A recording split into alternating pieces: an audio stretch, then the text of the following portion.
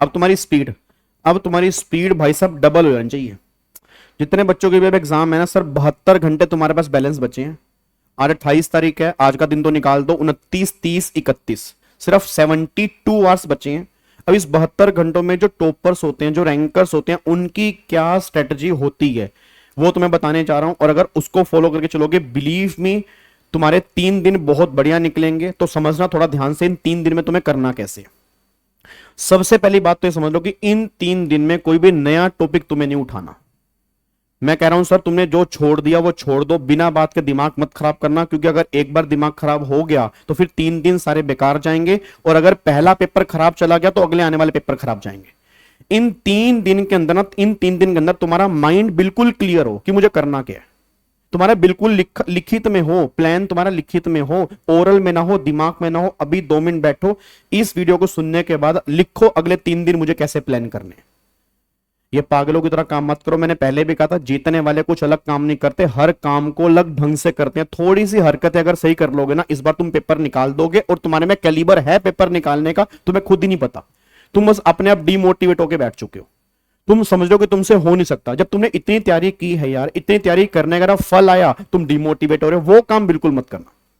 और इसी टाइम पे जो रैंकर्स होते हैं ना, जो टॉपर्स होते हैं, इस टाइम पर वो अपनी स्पीड डबल कर लेते हैं। उनको पता है कि आधे बच्चे अब गिर चुके होंगे क्योंकि थक चुके होंगे, और हमें थकना नहीं है। फिर उनका रैंक आएगा और तुम लोगों को गिल्ट फील होगा। तो अपनी स्पीड डबल ट्रिपल कर दो भाई साहब। अब कह दो कि आने वाले 10-15 दिन जो है ना, मुझे पूरी जान लगा देनी है, जितने एफर्ट से मैं लगा सकता हूं।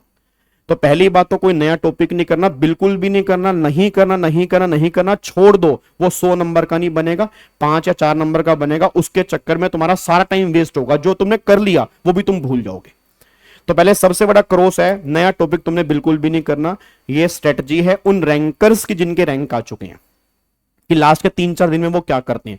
दूसरी बात, तुम्हारा माइंड बिल्कुल क्लियर हो कि लास्ट के 3 दिन में करना क्या क्या करना होता है। लास्ट के 3 दिन में सबसे पहला, जो जो टॉपिक मोस्ट एक्सपेक्टेड है, मैं टेक्स्ट की बात करूंगा। मैंने 128 टॉपिक बताए, कल वीडियो बनाई मैंने, 128 पॉइंट्स, 128 टॉपिक कर लेना, तुम टेक्स्ट में पास हो जाओगे। ऐसे ऐसे टॉपिक तुम्हें हर पेपर के अंदर पता होंगे, तो वो टॉपिक उठाओ। पहले तो उन टॉपिक को बहुत बढ़िया तरीके से करने की कोशिश करो कि वो टॉपिक गलती से मिस ना हो। 2 बार, 3 बार, 4 बार उनकी रिवीजन होना जरूरी है। तो मोस्ट एक्सपेक्टेड टॉपिक तुम्हें लास्ट के 3 दिन के अंदर बहुत बढ़िया तरीके से करने हैं, किसी भी पेपर के, जो भी तुम पेपर पढ़ रहे हो या जो तुम्हारा पेपर है।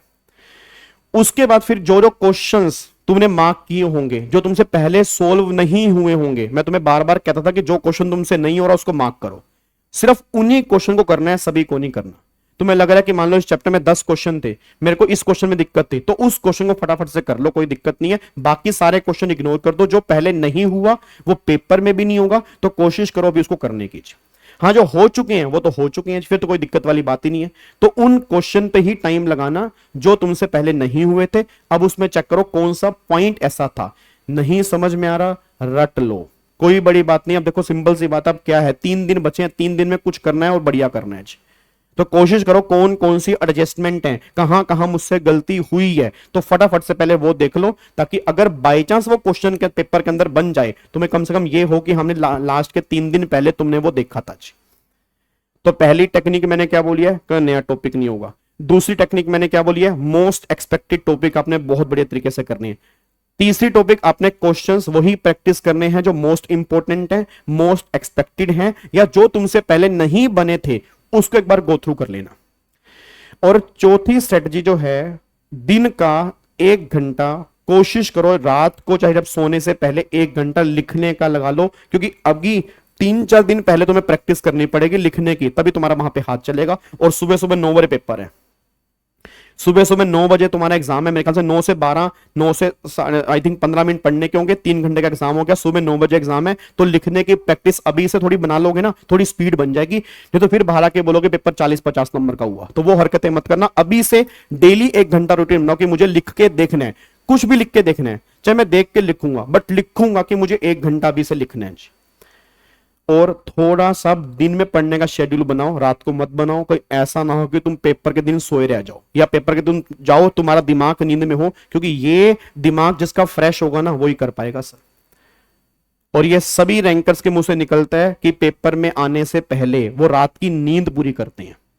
अगर तुम रात को पढ़ रहे हो, 4 सुबह 7 8 बजे तक पढ़ते हो, तो सर पेपर में अगर दिमाग काम नहीं करेगा ना, सारी 1 साल की मेहनत या 6 महीने की मेहनत तो सारा पानी फिर जाएगा। तो थोड़ी सी चीजें आपने सही करनी है, बस थोड़ा सा दिन में पढ़ने की रूटीन बनाओ। रात को पढ़ने 12 1 बजे तक पढ़ो, सो जाओ। क्योंकि सर पेपर के दिन ऐसा ना हो कि तुम 5 बजे सो रहे हो फिर पेपर देने जा रहे हो। सर मैं कह रहा हूं, तुम्हें लग रहा होगा तुम्हें पेपर में नींद नहीं आ रही, क्योंकि पेपर में नींद नहीं आती, बट तुम्हारा दिमाग उस लेवल पे काम नहीं कर पाएगा। तुम्हारे दिमाग की एफिशिएंसी उस लेवल पे नहीं होगी, तुम चीजें भूलोगे बार बार और फिर बाहर आके वो चीजें याद आएंगी तुम्हें। तो इसलिए थोड़ा सा फ्री माइंड अगर होके जाना है तो रात को नींद पूरी करके जानी है। और कोई फर्क नहीं पड़ता 6 घंटे 5 घंटे सोने से, भाई नींद पूरी होगी, माइंड फ्री होगा, चीजें याद आएंगी। जितना स्ट्रेस कम से कम लोगे उतना फिर आप पेपर में सही से कर पाओगे जी। तो आप 5 घंटे की नींद ले सकते हो। ये 1 2 घंटे वाली गेम मत खेलना, क्योंकि फिर एक पेपर में तो खेल लोगे, अगले पेपर खराब हो जाएंगे, शरीर खराब हो जाएगा, तबीयत खराब हो जाएगी, खांसी जुकाम हो जाएगा, क्या फायदा उस चीज का जी। तो अपने आराम से 5 घंटे की कम से कम नींद लेके चलो, ताकि दिमाग थोड़ा फ्री हो, अकॉर्डिंगली पेपर आपने करना है जी। ठीक है, ये 3 दिनों के अंदर आपने करना है। डाइट का ध्यान रखना है, बाहर का खाना पीना नहीं खाना, अपने ऊपर बिलीव करना है। उन दोस्तों से बिल्कुल बात नहीं करनी जो आपको नेगेटिव कर रहे हैं, उन दोस्तों से रिश्ते नाते सारे छोड़ दो। ये 72 घंटे बहुत क्रूशियल हैं तुम्हारे पेपर के लिए, मैं सही बता रहा हूं सर। अगर इनमें पॉजिटिव रहोगे, आने वाले पेपर तुम्हारे बढ़िया होंगे। बस एक काम करना है, self believe self believe self believe self believe. I can do it, I will do it, I can do it, I can do it, बात खत्म जी। मैं करूंगा, मैं कर सकता हूं, मेरे बस का है, मैं ही मेरे अंदर कैलिबर है, मैं बहुत कुछ कर सकता हूं। ये बातें आपने आपको बार बार बोलनी है, बिलीव में तुम कर जाओगे। ठीक है, तो यही स्ट्रेटजी है टॉपर्स की और कुछ नहीं है। जीतने वाले कुछ अलग काम नहीं करते, हर काम को अलग ढंग से करते हैं और उनके ढंग यही है बस। क्लास के 3 दिन उनके बिल्कुल क्लियर होते हैं क्या करना है, कंफ्यूजन नहीं होनी चाहिए। बस ये करूं वो ना करूं वो ना करूं ना, बिल्कुल अभी बैठ के लिखो क्या करना है और क्या नहीं करना, उसके अकॉर्डिंग आपने अगले 3 दिन लेके चलो, तुम्हारे पेपर देखना कितने बढ़िया होंगे। ठीक है जी, चलो all the very very best, God bless you. मेरी वीडियो हमेशा डेली बेस पर कम से कम 1 2 वीडियो तुम्हें आएंगी मोटिवेट करने के लिए। तुम्हारा साथ नहीं छोड़ूंगा, तुम्हारे पेपर निकलवा के रहूंगा, चाहे कुछ भी करना पड़े मुझे उसके लिए। तुम खूब खूब मेहनत करो, खूब खूब पढ़ो, अपने पेरेंट्स को प्राउड फील करवाने के लिए पढ़ो, पूरी जान लगा दो। मैं गारंटी दे रहा हूं तुम सबके एग्जाम निकल सकते हैं, बस ये पर ध्यान दो। ठीक है जी, जय Hind, God bless you, love you all, thank you so much.